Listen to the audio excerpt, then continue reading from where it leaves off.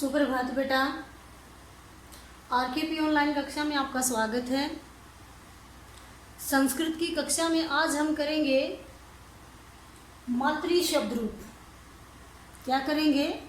मातृ यानी जिसका अर्थ होता है माता। कैसा शब्द रूप है ये? ऋकारांत, री अंत में है जिसके। ऋकारांत का अर्थ क्या हुआ? री अंत में है जिसके ऐसे शब्द ऋकारांत होते हैं। और ये कैसा है? स्त्रीलिंग। कैसा शब्द रूप है? स्त्रीलिंग। तो मातृ शब्द रूप ऋकारांत स्त्रीलिंग। अब बात आती है कि शब्द रूप हम क्यों करते हैं।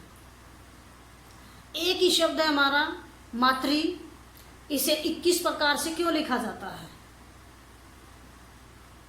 हिंदी में तो हम नहीं लिखते, संस्कृत में ही क्यों लिखते हैं?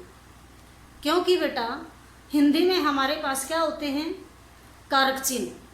कारक चिन्ह कौन से? जैसे कर्ता ने कर्म को कर्ण से या के द्वारा संप्रदान के लिए अपादान से अलग होने अर्थ में, संबंध काके की अधिकरण में पर होते हैं ना ये हिंदी में कारक चिन्ह।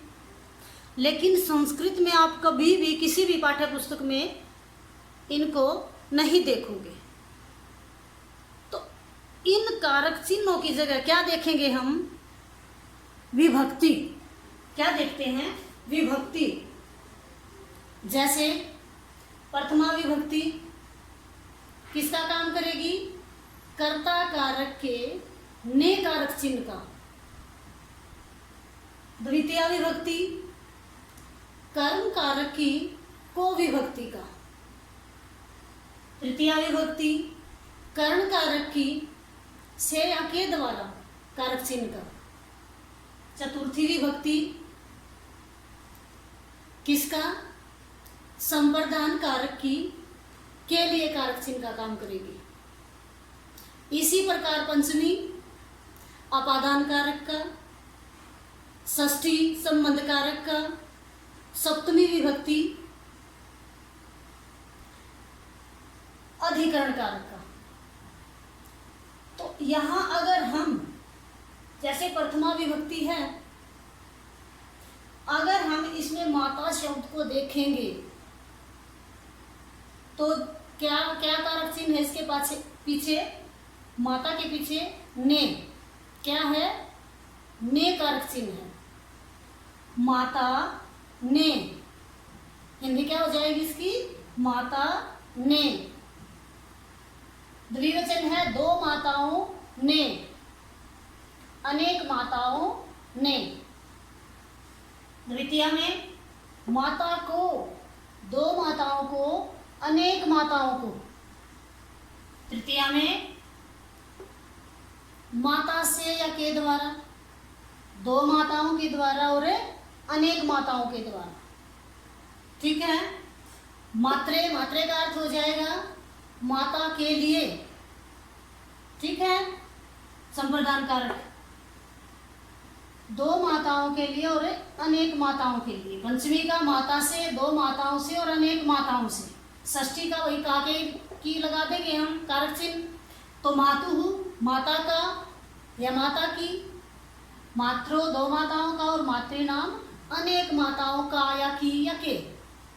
मातृ माता में या पर, दो माताओं में या पर, सभी माताओं पर या सभी माताओं में, यानी कारक चिन्ह वही लगेंगे हिंदी वाले।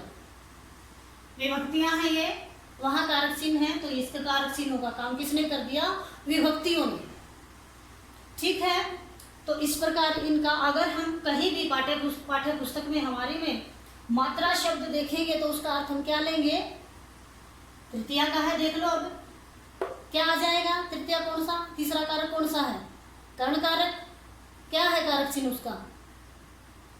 से या के द्वारा।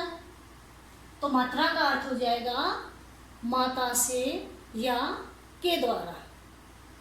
इसी प्रकार यहाँ से कोई भी शब्द आपको वहां मिलता है तो ये कारक विभक्तियां, कारक चिन्ह आप कारक विभक्तियों के अनुसार कारक चिन्ह लगाकर उसका अनुवाद करेंगे हम। मातृसु सभी माताओं में, यहाँ पर इस प्रकार कोई भी शब्द तो हम इनको जो ये शब्द रूप होते हैं इन्हें याद कर लेते हैं, सारी की सारी विभक्तियां इनमें आ जाती हैं। इसलिए संस्कृत में एक ही शब्द को अनेक प्रकार से लिखा जाता है क्योंकि उसके साथ कारक चिन्ह होते हैं लगे हुए, इसलिए हमें शब्द रूप याद करने पड़ते हैं। तो आप इसको याद करोगे। दूसरा, इसको लिखते टाइम देखो, अब यहाँ क्या है, मातृ री है ना, री, लेकिन यहाँ तो नहीं है, यहाँ क्या आ गया, माता। तो याद करते टाइम आप इन छोटी छोटी बातों को याद रखोगे। यहाँ मातृ शब्द है लेकिन यहाँ मातृ कहाँ है, री बदलती जाती है, इसको ध्यान रखोगे। यहाँ मात्रे री का रह हुआ है, यहाँ भी री का रह हुआ है, यानी इस लाइन में अगर आप देखोगे तो कहीं भी री नहीं है। लिखते टाइम आप यहाँ मातृ मातृ मातृ कर देते हो, गलतियां होती है वो, ठीक है। यहाँ है लेकिन यहाँ इस लाइन में कहीं भी नहीं है, इसमें सिर्फ यहाँ है। तो इस प्रकार आप जब भी इनको याद करोगे तो ये मात्राएं भी देख लिया करो बेटा। दूसरा, अगर हम देखेंगे तो दो जगह डबल री आई है, री जो हिंदी में नहीं होती है, कौन कौन सी, देखो बेटा।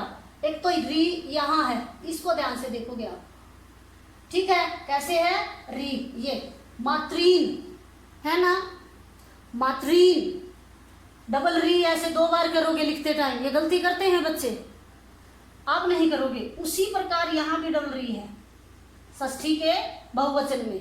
तो ये दो चीजें इसकी याद रखोगे, आपका मातृ शब्द रूप हो गया।